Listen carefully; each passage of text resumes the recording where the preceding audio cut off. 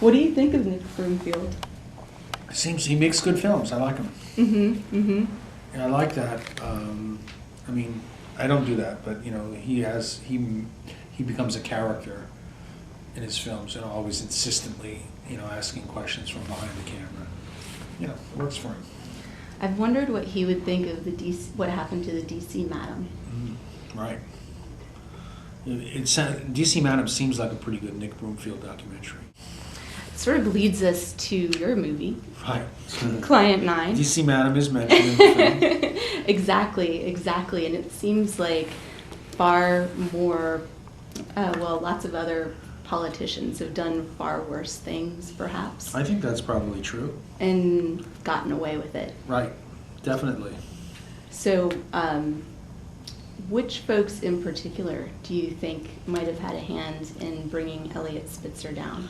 Well, first we should say that if it was a hit, Elliot Spitzer provided the gun and the ammunition. There's a long time in the film when he talks about himself, he talks about himself in the third person or the second person, you, one.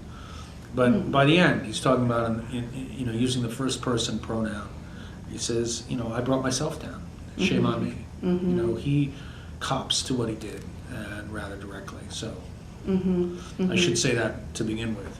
But I do think there were some people involved who may have been responsible for outing him in the way he was outed. Mm-hmm. And a lot of them, some of them are his former enemies from Wall Street. A Republican operative named Roger Stone. So he would be one character, and then I think also the federal government had a role to play.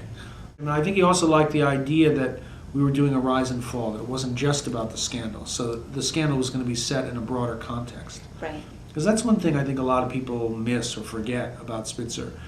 You know, this guy, for a period of time during the time he was Attorney General, was a one-man wrecking crew, not only in terms of going after Wall Street, but going after pharmaceutical firms, going after environmental abusers. He was like Mr. Protect the Citizen. Mm-hmm. And, you know, that can be forgotten in the color of the sex scandal. And you know what? I think that's partially the purpose of a sex scandal, is to make people forget about everything else. Sex is pretty basic, you know. Sex is how we survive. Did you approach Ashley Dupree? I did. I approached Ashley. I conducted a one-year negotiation with Ashley. Oh. And I had to discuss it with her publicist, with two management teams, her criminal attorney, my colleague approached, and then her entertainment attorney. And finally, negotiations broke down. We were close to reaching a deal whereby I would have a long 3-hour interview. She wanted editorial control, so I was not willing to give Ashley editorial control of my film. Riley has a question for you. Yeah, I don't know where Well, it was when it came. the Albany State House. Right, so the Albany State House was, in your documentary, was sort of characterized as this place of like doom, you know, huge corridors. It sort of like drives people mad. M.C. Escher painting. Exactly, Or drawing. exactly. And well, just me being a child of my generation, I sort of equated it to, you know, sort of a Hogwarts sort of place of Right. mystery. So I was sort of curious if you might have a comment on what house in Hogwarts Elliot Spitzer would be part of.